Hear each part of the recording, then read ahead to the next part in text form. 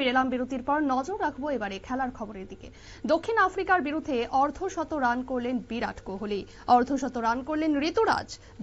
ঋতুরাজের ব্যাটে চালকের আসনে ভারত। এ নিয়ে জানবো বিস্তারিত। আমাদের সঙ্গে যুক্ত হয়ে গেছে প্রতিনিধি শেখ মনিরুল। মনিরুল, কি জানতে পারছো? দেখো, দক্ষিণ আফ্রিকার বিরুদ্ধে দ্বিতীয় ওডিআইতে ফের সেঞ্চুরি করলো, অর্ধশত সেঞ্চুরি করলেন বিরাট কোহলি। এখনো তিনি ক্রিজে রয়েছেন এবং সেই জায়গাতে দাঁড়িয়ে ঋতুরাজ গায়কোয়াড় তিনিও আজকে দক্ষিণ আফ্রিকার বিরুদ্ধে একটি অর্ধশত রান করেন এবং 50 রান এই মুহূর্তে দুজনেই ব্যাট করছেন। বিরাট কোহলি 56 বলে 61 রানে ব্যাট করছেন। অন্যদিকে ঋতুরাজ গায়কোয়াড় তিনি 60 বলে 60 রানে ব্যাট করছেন।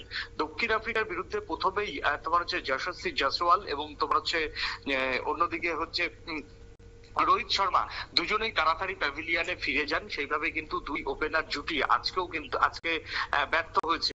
কিন্তু বিরাট কোহলি তিনি ক্রিজে দাঁড়িয়ে তার যে লড়াই করার মানসিকতা সেটা কিন্তু আরো একবার প্রত্যক্ষ করলো ভারতীয় দর্শকরা। অন্যদিকে প্রথম ম্যাচে ব্যর্থ হয়েছিলেন ঋতুরাজ, কিন্তু আজকে ঋতুরাজ কিন্তু জমাটি ব্যাটিং এই মুহূর্তে করছেন। 60 বলে 60 রান করে তিনি এখনো 60 রান করে তিনি ক্রিজে রয়েছেন। অন্যদিকে বিরাট কোহলি 56 বলে কিন্তু 61 রান করে ধীরে ধীরে কিন্তু সেঞ্চুরির দিকে এগিয়ে যাচ্ছেন। ধন্যবাদ মনিরুল।